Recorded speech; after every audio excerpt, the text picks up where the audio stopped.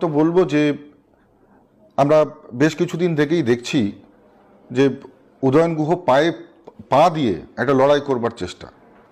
এর আগের দিন আপনারা দেখেছেন যে আমাদের স্কেডিউল প্রোগ্রাম ছিল, সেই প্রোগ্রাম থেকে ফেরার পথে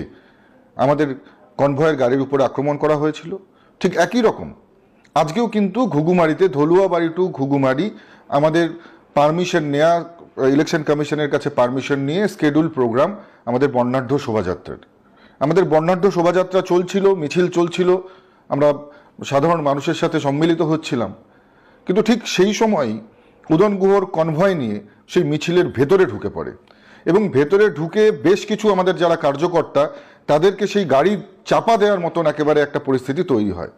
এবং সেই সময় দেখা যায় যে উদয়ন গুহর গাড়ির কনভয়ের পেছন থেকে বেশ কয়েকটি দুষ্কৃতী তারা নেমে আমাদের যারা কর্মী তাদের উপর আক্রমণ করা শুরু করে এবং পুলিশ